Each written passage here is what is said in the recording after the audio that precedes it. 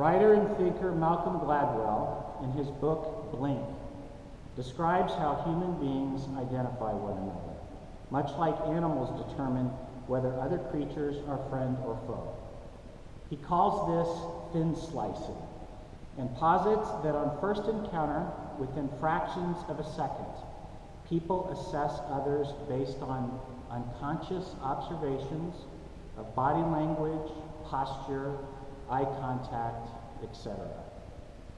He says that we draw 80 to 90% of our eventual conclusions about people within these first few nanoseconds.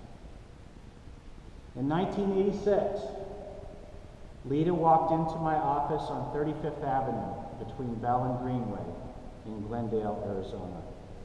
As her potential future employer, I thin-sliced her.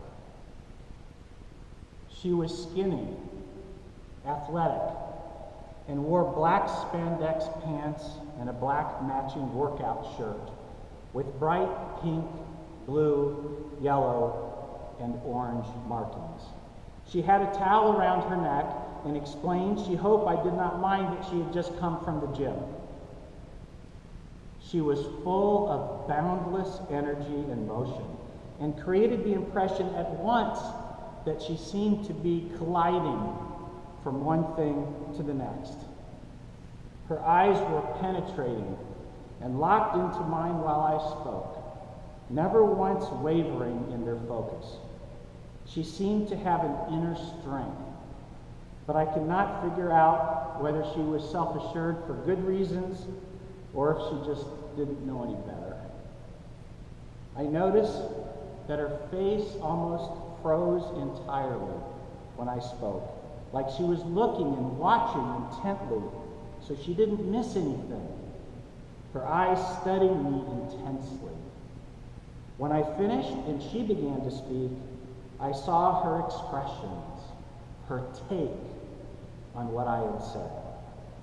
She hid it well until she began speaking, but I could see that this was not intentional. It was just who she was.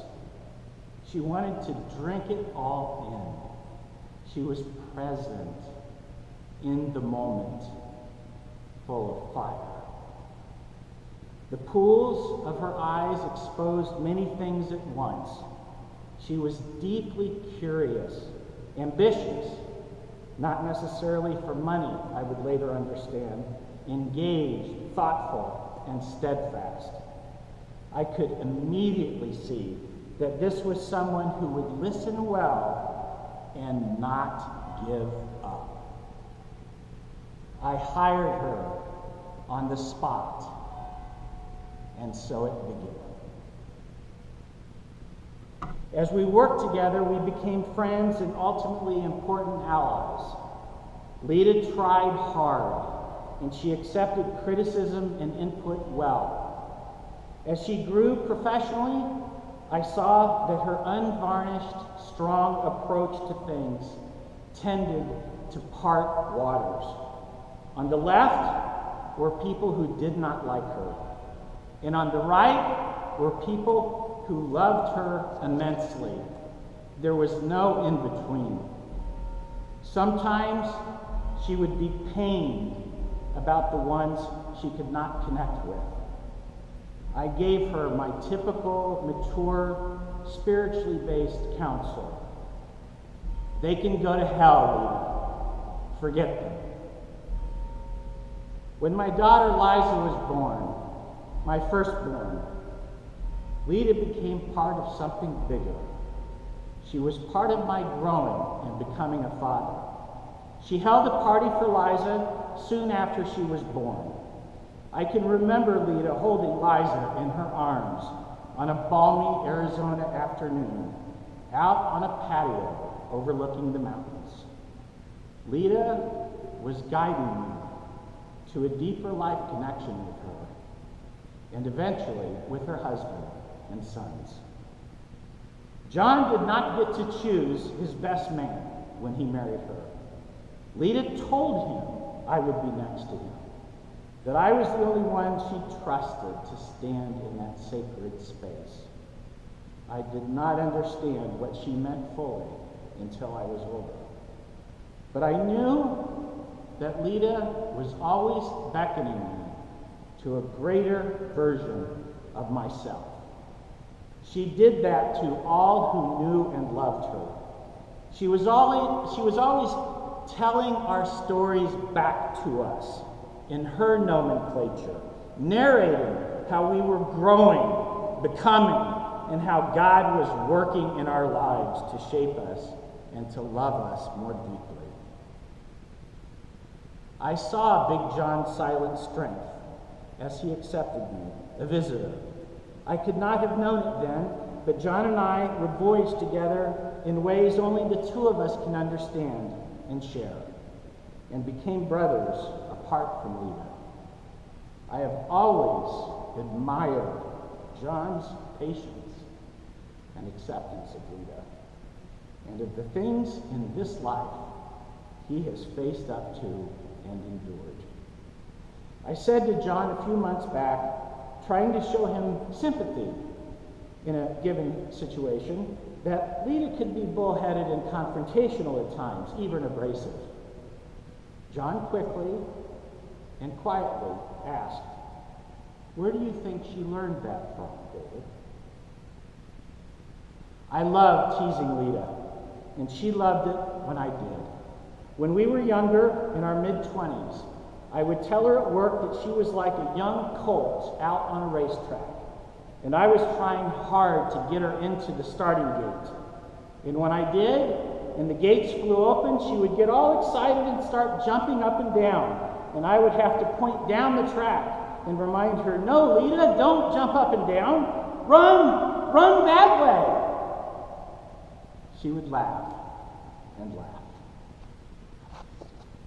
In the 30 years I knew her and loved her and called her my dear friend, she was with me for the birth of my children and of hers, in Liza's tragic death, through divorce, with unexpected new love, during job changes, at company closings, in health issues, for setbacks, Thanksgiving holidays, victories, defeats, financial success and ruin, and most importantly, philosophy, spirituality, friendship, and love. Come back and spend some more time with us, Lita. Tell me again about the right and wrongs that you see in my life. I'll push the cart while you shop at Costco and buy health foods for me that we both know I will never eat. I will make fun of you when you tell me you are sure you're an organizer like me. Don't go yet. I'll explain things to your boys that you don't want them to know yet, and you can get mad at me. You can call me unexpectedly and tell me you're in Chicago, wanting to stop by and see me at the skyscraper I work in. Text me too late at night when I'm tired and tell me you have something you want me to proofread for you right away.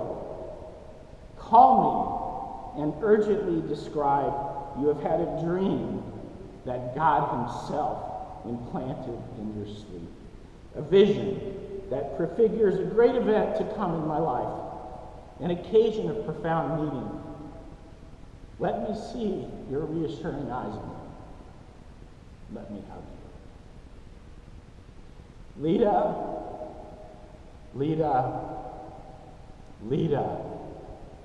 In my mind's eye, you will always be holding Liza now in your loving and reassuring arms, looking at me, smiling and rocking her in that gentle Arizona night. The sky, a vivid and benevolent fireworks display of red, blue, pink, orange, yellow, and purple. You will always now be knitted with my sweet little girl and the Arizona sky in my heart, Lita. Arizona breeze, Arizona love, my Arizona Lita.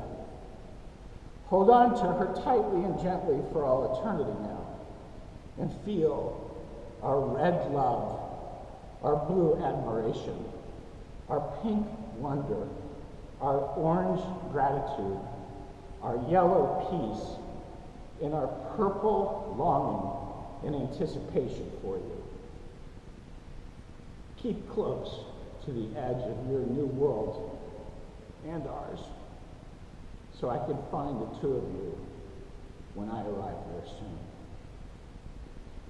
And I remember, Lita, I remember how you would always tell me that you deeply loved the words that I spoke to the children. I miss you. I kiss you. Lita, my dear friend, my trusted confidant, my lifelong fellow traveler, my comforter, my consistency.